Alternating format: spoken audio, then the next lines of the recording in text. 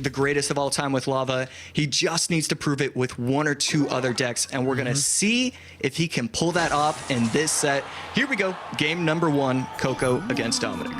Dominik dropping the Evo Zap first play. I already know that's Lava Hound. He drops in the back next. Perfect cycle right now. You get the Evo Zap and cycle very quickly. You get a Lava Hound in the back. Coco, on the other hand, has a Ghost and an Electro Dragon, and with some Evo Skeletons, avoid immediately dropping down on this Electro Dragon. And so Zap will be able to take it out. He's going to be 2 away, or the second card is going to be there for him. And Coco going to have a decent amount of responses, but none of them are really that good, especially with this Miner helping out. I mean, Coco is in big trouble. This is a great push from Doom. And I mean, this is the type of deck that doesn't have a big spell like a Fireball or anything. Yeah, that's going to be towered down. Dominik. Beautiful opening push.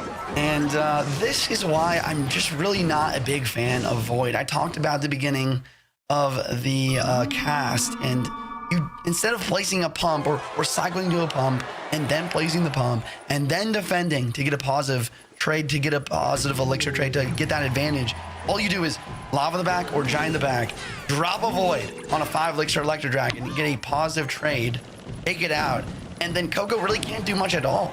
I mean, Dominik really just winning here because of a good starting hand. Yeah, I mean, that is going to help tremendously for him. And my thought process is, would you like to see the Void just get... I mean, I can't tell if this would just make it unplayable or something, but let's say the Void just had a 0.3 second delay or something, longer than the delay is right now. Do you think that would be healthy for the game if we saw that? I think it'd be healthy for the game, but I'm also down to nerf into the ground. Okay. No, I mean, kind of kidding, not really, but I think the Void is a spell that is very similar to the Mirror, right? I think that maybe the Mirror and the Void shouldn't exactly be in the game. Wow. They are. They're not going to go anywhere. But in similar fashion, they're either going to be a card that's really overpowered or really bad. I think that there's not really a big in-between with both of these spells. Yeah, agreed right there. As we are finishing up game number 1, it's looking like this is going to be game over. We could see a Lava Pocket if he wants to finish off the game that way, or just more defense, which is probably going to be the avenue that Doom chooses. Miner up high, Barbs down low, and this is going to be game over. A perfect game number 1, where all he does is Lava first play and then defend out, and sometimes that's how you have to play Lava, just Lava first play. Meta with Giant a lot that we've seen with the Dagger Duchess meta, just because all those bats spawning in for free, it's like a bat factory. I mean, think about it. The Night Witch is really just a mini P.E.K.K.A. that spawns free bats.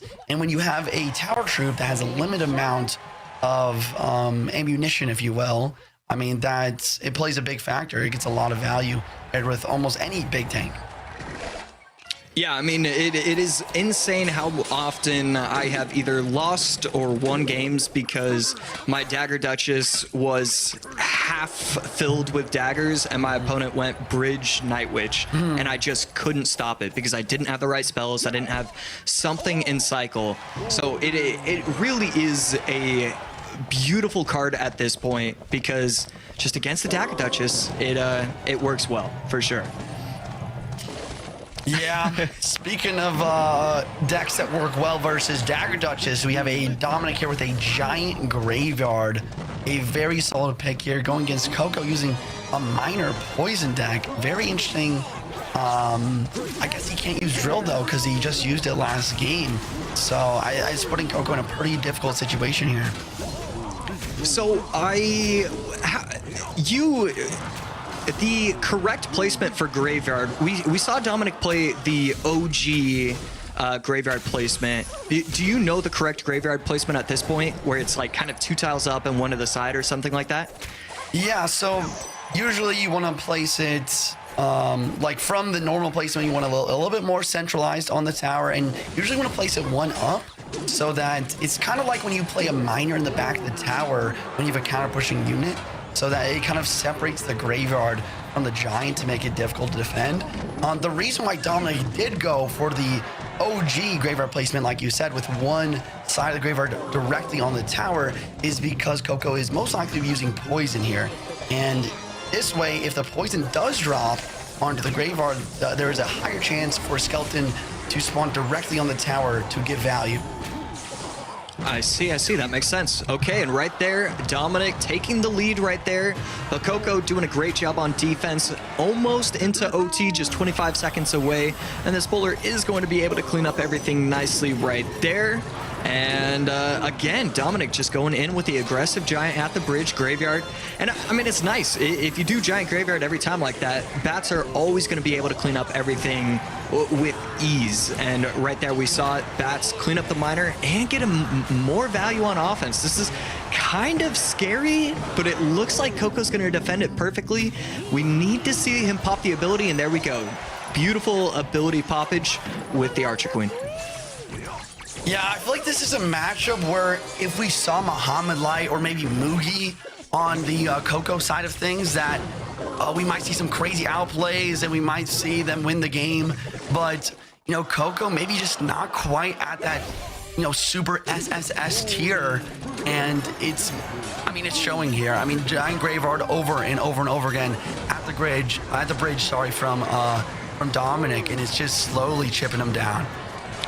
Yeah, right there, uses the poison on offense. He should cycle back quickly enough where he can poison on defense.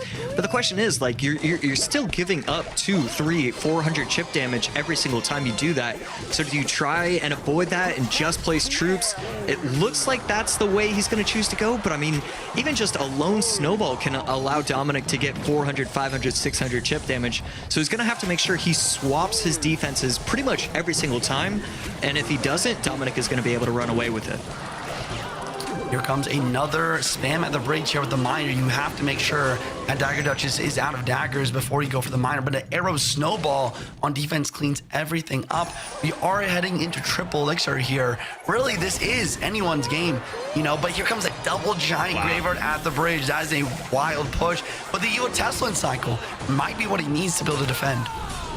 And right there, Snowball plus Arrow is going to clean up mostly everything, but the Little Prince is actually fairly healthy. And the second Giant almost going to make it to the tower, but not quite. Dominik cycling the archers. Snowball on top of the tower. I mean, just the constant aggression. It's forcing Coco to play defense instead of offense. And that Little Prince dies, and the Dagger Duchess out of daggers. Larry's are going to clean up one last minor poison out of desperation, but it is simply not enough.